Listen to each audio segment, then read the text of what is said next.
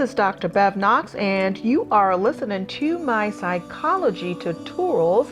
Learn psychology while you sleep. The self and identity. Let us review and discuss the development of self-understanding and understanding others. Self-understanding is a child's cognitive representation of the self, the substance and context of the child's self-conceptions. It provides the rational underpinnings for personal identity. Infants developed a rudimentary form of self-recognition as early as 3 months of age, and a more complete form of self-understanding at approximately 18 months of age. Self-understanding in early childhood is characterized by confusion of the self, mind, and body. Self-understanding in middle and late adulthood involves an increased use of psychological characteristics and traits, social descriptions, and social comparisons. Adolescents develop abstract and idealistic conceptions of themselves, become more self-conscious about their self-understanding, and emerge in more social comparison than when they were children. Young children display more sophisticated self-understanding and understanding of others than was previously thought.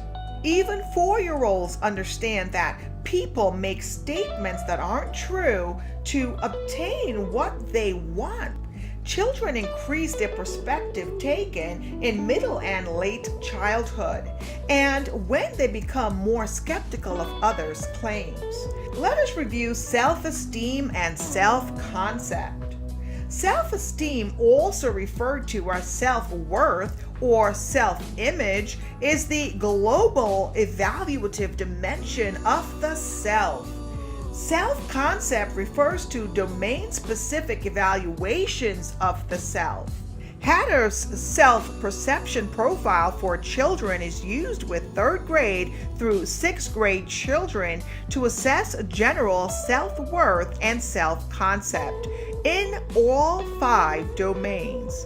Hatter's self-perception profile for adolescent assesses global self-worth in 5 skill domains, plus additional domains dealing with friendship, romance, and job performance. Some researchers have found that self-esteem drops in adolescence, more so for girls than boys, but there is controversy about how extensively self-esteem varies with age.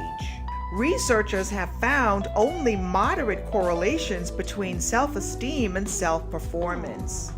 Individuals with high self-esteem have greater initiative than those with low self-esteem, and this can produce positive or negative outcomes. Self-esteem is related to perceived physical appearance and happiness.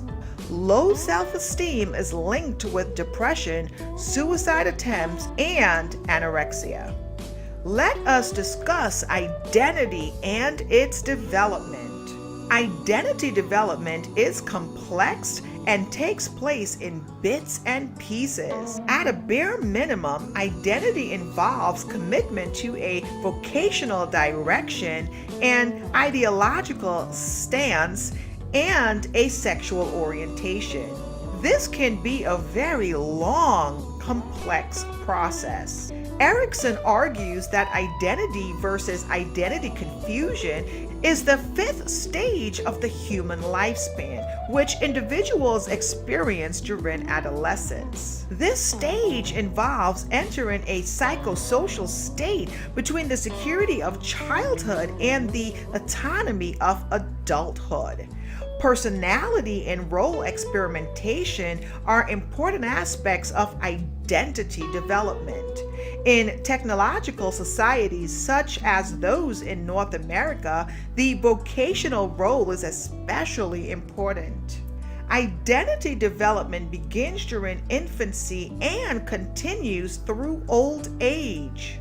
Some experts argue the main changes in identity occurs in emergent adulthood rather than in adolescence. Parents are important figures in adolescents' identity development. Both individuality and connectedness in family relations are related to identity development. Throughout the world, ethnic minority groups have struggled to maintain their identities while blending into the majority culture. A positive ethnic identity is linked to positive outcomes for ethnic minority adolescents.